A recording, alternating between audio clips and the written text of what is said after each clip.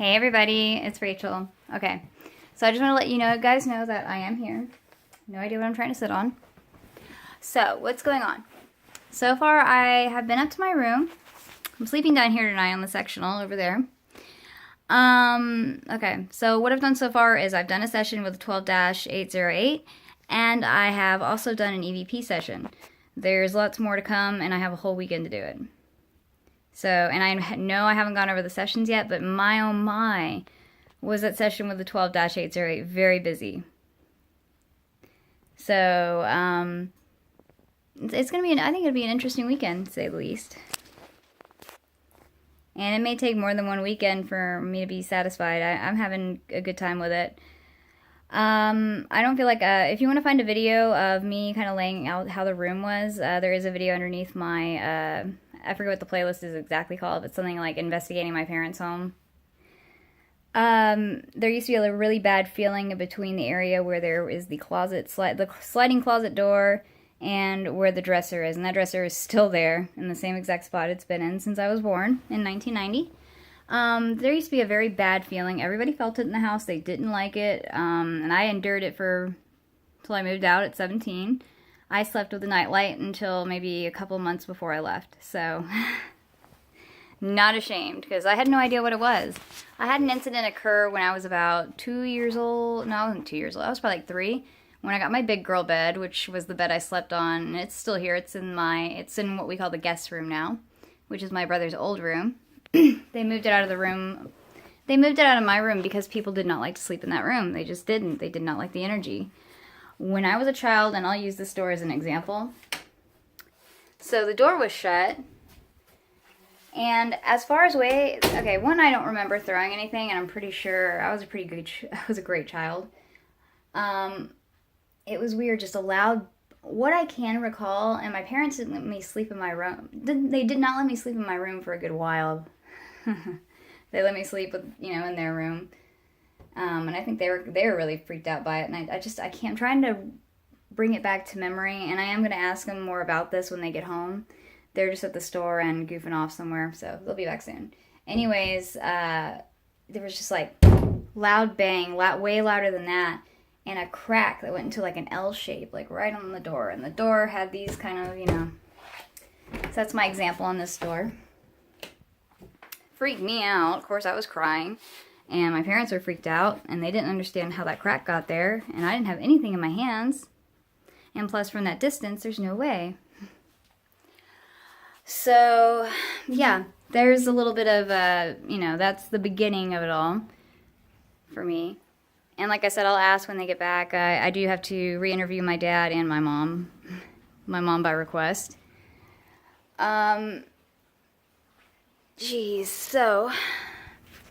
So what happened after all the things with the Indians? Forgive me, I'm just kind of being lazy right now, so if my finger covers up the camera, sorry.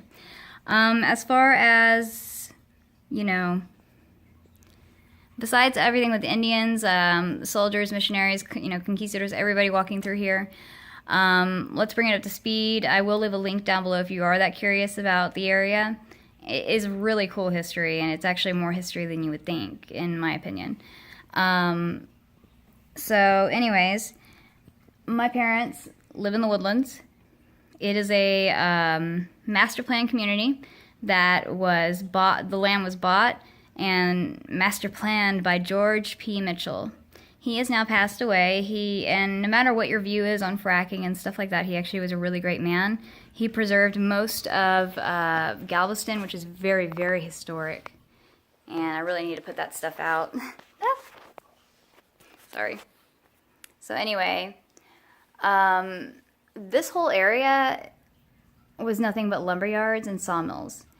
So the Woodlands is spread out really weird. They have villages. My parents live in the very first village, Grogan's Mill. Keep that one in mind. And there's other villages like Panther Creek, Indian Springs, Sterling Ridge, and Cochran's Crossing, which is the other one I want you to remember.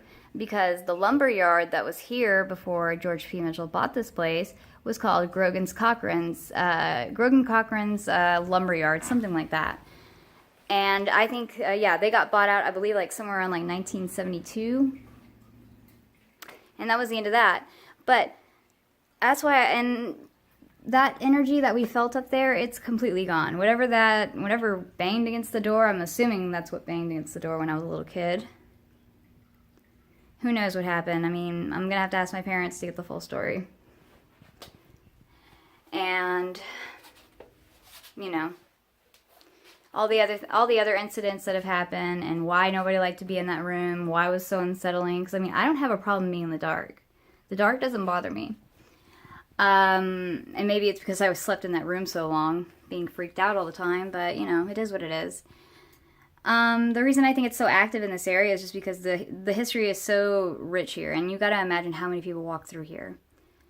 It's insane. From the Indians back in the early 18th century all the way up until, you know, just even, because nobody has died in this house, I will say that. But like I said, think of the American Indians and all the way through, so, you know, people walking through here, the settlers, the missionaries, soldiers, all those people.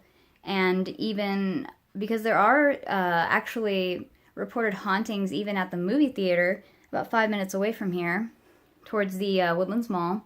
And it's said to be haunted as well, and I believe that's actually from an accident that occurred when the lumberyards did exist. My elementary school, I believe, was like one of the key points of the lumberyard. But I'll read into that later. If you really want to know the history, I will make a video over that.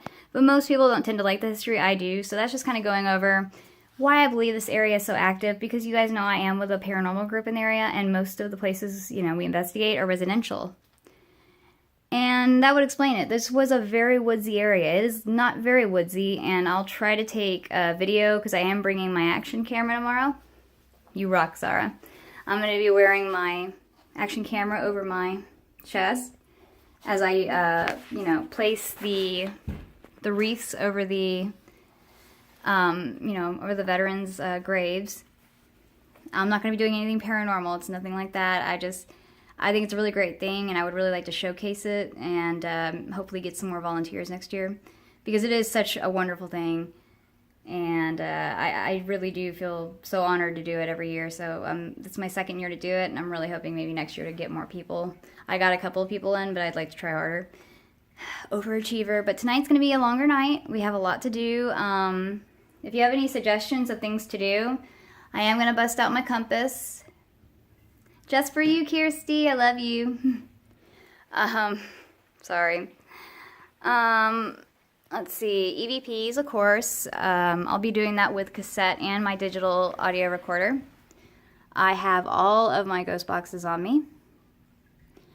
I mean, if there's any other things you guys can think of that you guys, you know, would be willing, you know, would want me to try, throw them out there. Tell me what you think would work, because honestly, I don't know what's in that room so far. I'll let my mom do her interview about what my brother experienced, because I was completely unaware of that until, like I said in my last video, until I'd finished the session and I brought up I thought I heard a child giggling, and that just made her go, I felt like that was a Zoolander face. But my brother apparently had complained one night, and that was the very last time he ever slept in that room, that he could hear a girl giggling, and I'll let her tell the cool part, because that part's so cool. Anyways, this house has nothing, I don't feel anything negative in it. It doesn't have a heavy feeling. You guys know that heavy kind of feeling when you're in a place that doesn't have very good juju? Yeah, that kind of feeling. I just don't think that's what it is. But I'm being safe and taking precautions as always. You may see my mother doing some stuff with me. She just really wants to watch what I'm doing. She's not going to participate. I wouldn't let her. But you will probably see her freak out, so if anything, you might get a laugh out of it. So yeah, keep up with the playlist. I will be putting everything underneath the playlist. I'm sorry if this video bored you. I just thought I would let you guys know I am here. I have been getting stuff done, just kind of waiting for my parents to get back so I can finish their interviews again, maybe a little bit more in depth this time. And yeah, get those up and posted, make sure they're okay with them to be posted, and then get back to investigating and catching me some ghosts. No, I'm kidding. Trying to sound very Texan today, failing. Anyways, you guys take care. Love you all. And yeah, just take care of yourselves. Be safe out there. And oh yeah, if any of you guys would like a Christmas card, please let me know. I will send you one. I have sent quite a few people. Larry got his, and I know Bob Wagner got his. Wes, yours should be on the way soon. Zara, I've got one coming your way. I gotta go to the post office tomorrow. So yeah, and if anybody wants a Christmas card for me or a happy holiday card, whatever it is you may celebrate, I'm open to everything and anything. Just let me know. Like spreading that cheer. Anyways, taking off for now. Bye, y'all.